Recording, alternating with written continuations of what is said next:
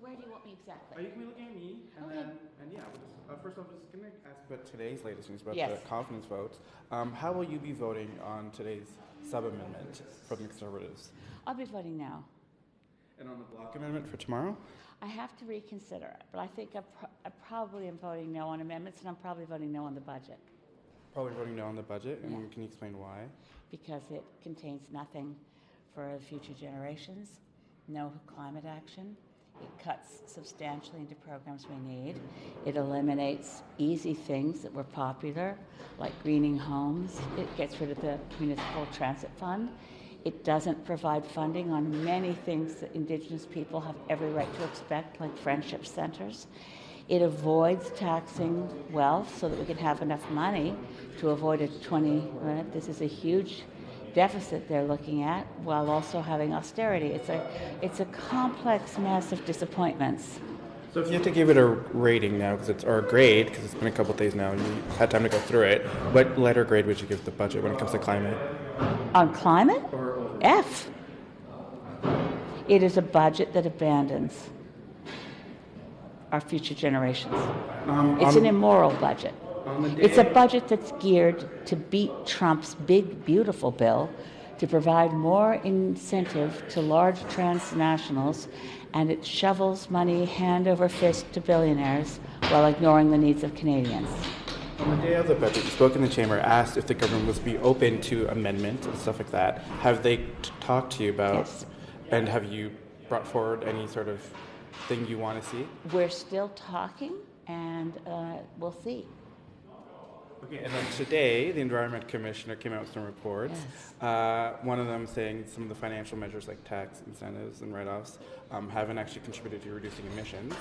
Right. And then yet we see in the budget some sort of tax incentives for carbon storage and all that stuff. Carbon capture and storage doesn't work in any event. It hasn't worked in other countries.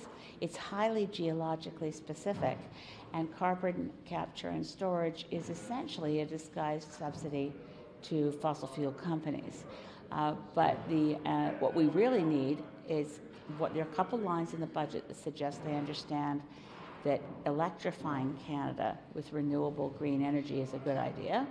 On page 19, which is just the introductory pages, they say that it will be great to have an east-west smart electricity grid to make sure that we can all plug into the same grid.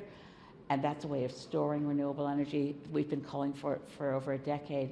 But then, having mentioned it in the introduction, they don't have a specific commitment to doing it. So the budget is like that. Every now and then there's a glimmer of suggesting that they like an idea, but it's not specifically funded. Whereas in the same week in which the Prime Minister said to young people, Canadians will have to sacrifice, quite casually threw $2 billion to a project at Darlington where the primary beneficiaries will be U.S. corporations, so General Electric, Kiewit Engineering, and Hitachi, as well as SNC-Lavalin, now called Atkins Realis. Those will be the beneficiaries. Private sector will get the money to eventually potentially build something that doesn't exist now, which is they call it a small modular reactor, but there are none operating commercially. And from the inception of this project at Darlington, it's gone from a $7 billion cost estimate to a $21 billion cost estimate. So first our government gave them, the Canada Infrastructure Bank lent them $1 billion, but now the Carney government has just thrown them $2 billion on top of the fact that it's already listed as a project under the Build Everything Faster Bill C5. So I'm wondering, where's the sacrifice supposed to fall? Where's the restraint supposed to come in on spending when you can throw $2 billion to a project that's never been debated or studied and is very, very likely to fail? And the projects that succeed, like gangbusters in energy efficiency and public transit and building out an electricity grid, those don't have the commitments. And throughout the budget, a lot of them are just cut. So since you said you're not going to be supporting the budget, are you ready for an election then? Yes.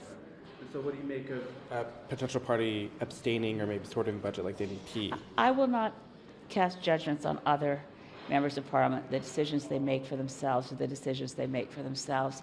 I just know that I have an overdeveloped sense of duty, and having been elected as a member of parliament, I'm not prepared to duck a vote as important as the budget vote. I certainly hope my vote doesn't create the fall of the government and an immediate election. I would not want that, but if that's what happens, and it's a choice for me on what's best for Canada, and I can't vote for this budget, it's not best for Canada. It's best for a billionaire class that's global, that thinks it can run the world with a technocratic approach. I think if we're going to improve Canadian productivity, that starts by saying we don't export raw product anymore. We don't send out raw lumber. We don't send out unprocessed raw materials, whether it's lumber or bitumen. You process in Canada. That drives up productivity. The idea that productivity improvements, so here I seem to have a very strong disagreement with the current government. Productivity improvements come from improving the relative proportion of your exports that represent value added. Productivity doesn't improve just by providing bigger subsidies to bigger foreign companies. So what can Carney give you today for you to support the budget? What I've asked for. And I'll keep that confidential because it's a negotiating position. Thank you. Thank you.